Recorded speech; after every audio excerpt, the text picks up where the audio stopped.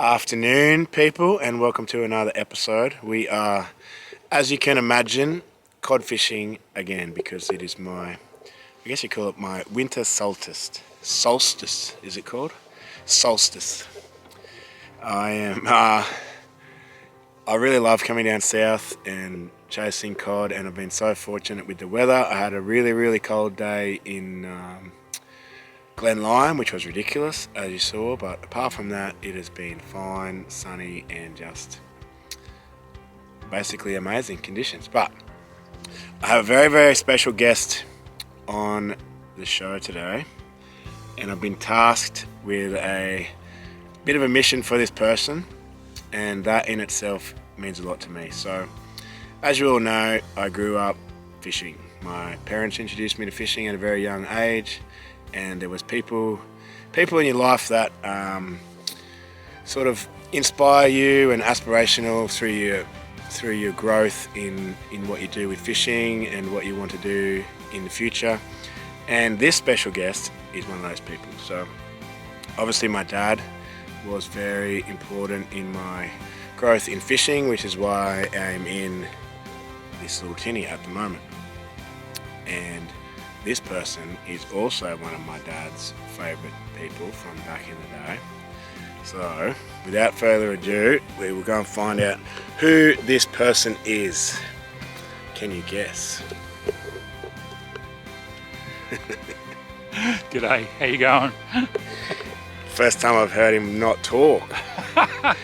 As you all know, that is Steve Starling. He is now an infamous YouTuber. And what have you tasked me with to do in Copeton, mate? Mate, I've always struggled to catch big cod. I didn't catch my first metery until I was like in my 50s. I've caught 2 over a metre, 103 and 104, and I've given him the job of increasing that 104 mark, and he's not doing a great job so far. Well, it is Copeton, as you all know. So cod fishing is never a given, and when it's important to catch one, it's even harder. But rather than talk all day, I will keep myself entertained with this lovely gentleman, and we will try and catch him a big cod. So stay tuned. Yeah, he is. He'll be exactly a metre. Well, did you want to meet him? Yep.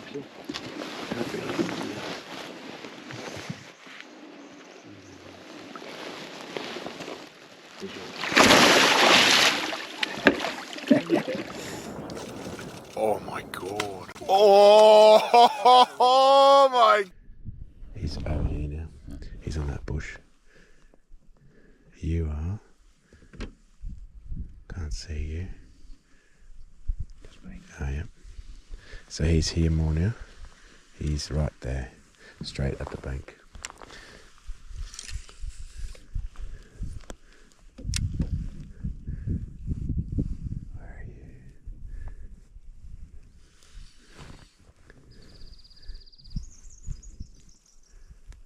See you. Oh yeah, just above him. Oh, I pulled it too far. Yeah. So crazy, those other ones just ran at you. Yep, one, yep. You're just behind him. Oh, get him. Get him. Came up. He's behind you. No, he's down there. He's under you, yep. That's a baby cod, I reckon. Where'd he go?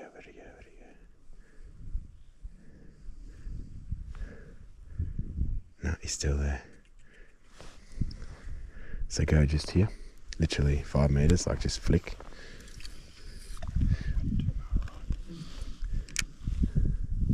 Where are you? Oh yeah, that's alright. Start whining. Or start tweaking.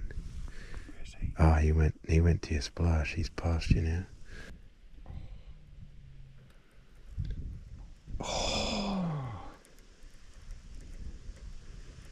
Oh my god, why didn't he just... He was under it, wasn't he? Oh, twice.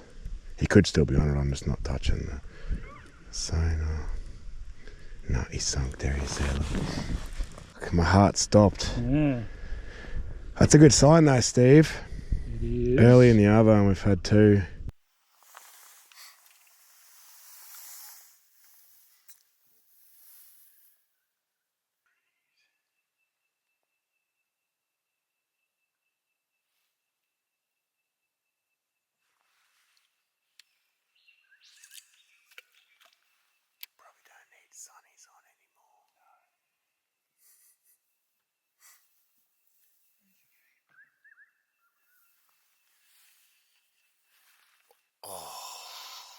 I got that for you. Starlo with the hook set. He's definitely gonna eat it. Come on. Oh, he wants it so bad. Yes! Yes, Steve. Yes. Is it a cod or a yellow belly? It's a yellow. Yes. I got mine on it, so right. Come around here, I can't see you. Oh, that was so good. Well done, mate. Followed it for such a long time. Oh, He yeah. ate it. He's a heavy thing too. Yeah, Look at the red fins. Yeah, beautiful. Wow. It's a great looking yellow. Look at the colours on him. There's not a blemish or a mark on him.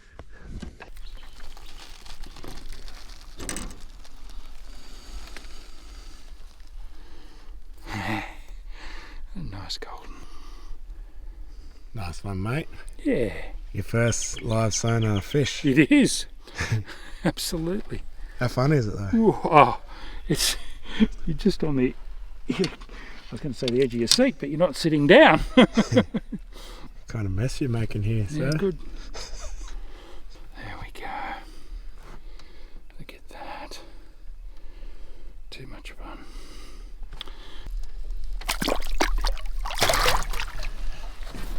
Good stuff. First of many, I think. Oh yeah, you hope. Oh, what a fatty. He was coming hot, wasn't he? Oh, I reckon. You can see his pectoral fins. Yeah. You right? Yep. Can't believe I'm netting a yellow belly, but we'll do it. That's a good one. It is a fatty. Well done, Can I have one turn? mate. That's it, your time's up now. Yeah. That's a fat thing. That's a ripper. Geez, that's a good looking yellow belly. Look at him. He's got a mongy eye on that side. He just come in smoking that thing. Not a bad lullabelly. Pick him up and give us a look, mate. Constellation prize. Here's a chunk. Look at that thing. That is a beauty. So cool, eh? Yeah. Where are you going to, which side are you going to put him on? Put him on this side. Have the footage later. Oh, yeah. Nice yellow belly.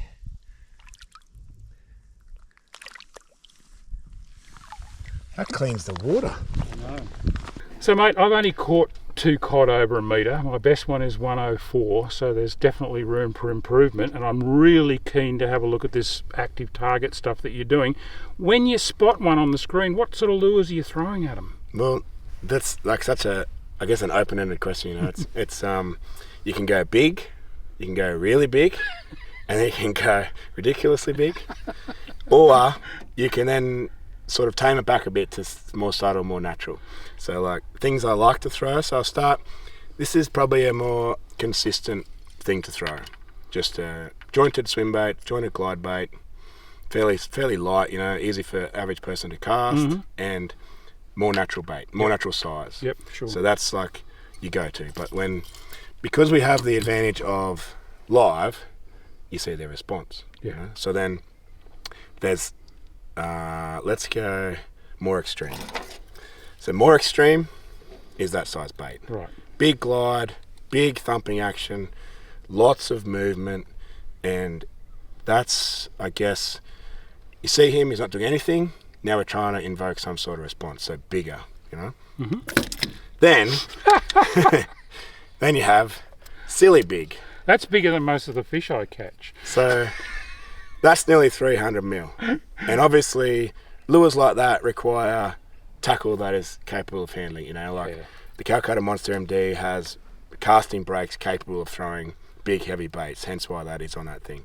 So this lure has never caught me a fish, Right. but it wakes them up. Yeah, okay. It turns them on. They will turn around and come to look at what it is. And half the time, even a bad cast with that, it sends out enough commotion that they come to look at it.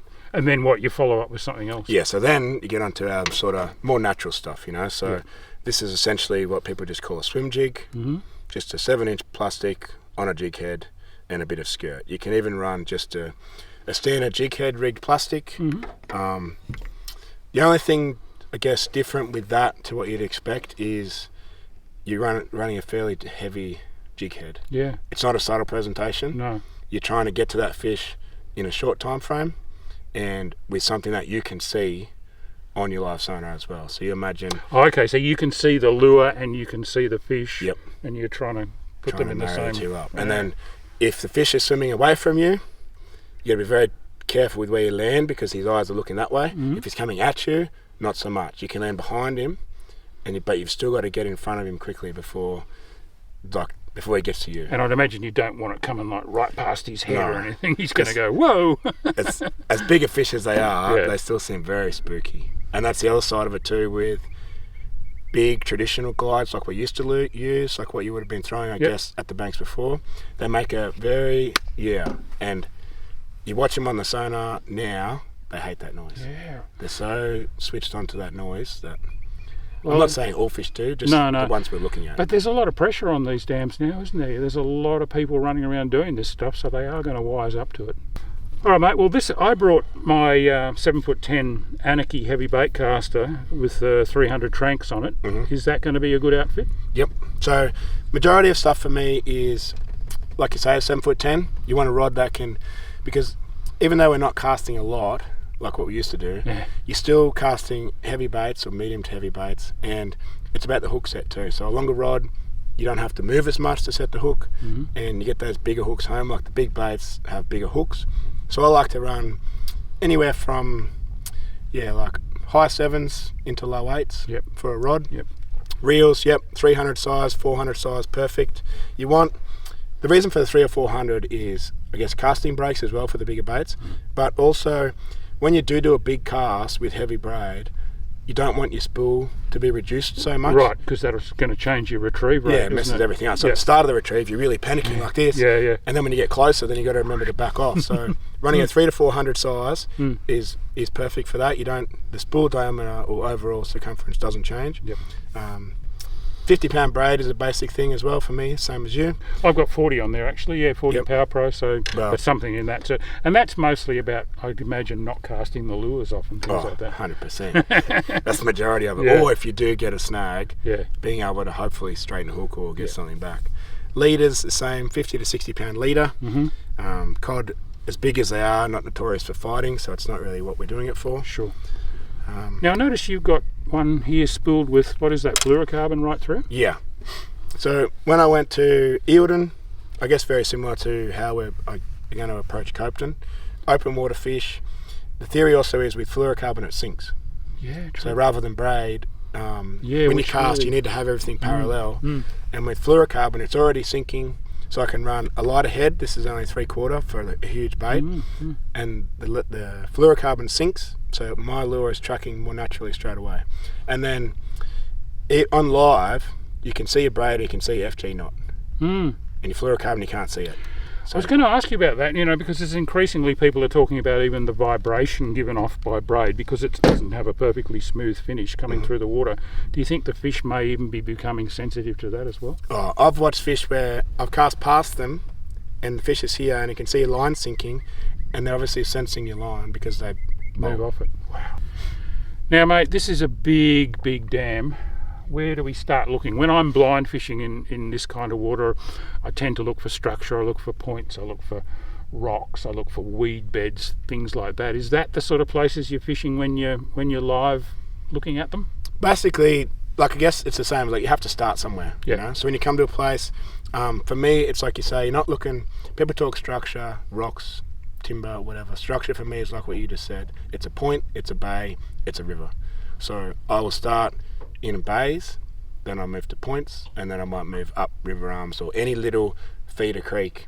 And I guess first day it's going to be hit and miss because we have to find bait. So essentially the goal is to find the bait because then you find the cod, and it's like what you would have looked for in the past. In the morning you want to see all this bait popping and some cool stuff happening, then you're expecting to see a cod, and if we do find a cod, you're expecting to find an active cod, not so much whereas we find one randomly somewhere, it's okay to say, yeah, we found him, but he's not going to be active. Whereas if we find him in those conditions that you're used to looking, he's going to be more active. And when you find them on the screen, are they swimming along with their bellies nearly touching the bottom, or where are they in the water column? I think that also depends on the bait. So I've noticed there's sort of a couple of different types of fish. Some are really hugging the bottom, but they seem to be in less than 4 meters. Right. And then once you go past 4 to out to 8, they seem to like to suspend. So I think, and in saying that too, I think a lot of them are in that 3 to 4.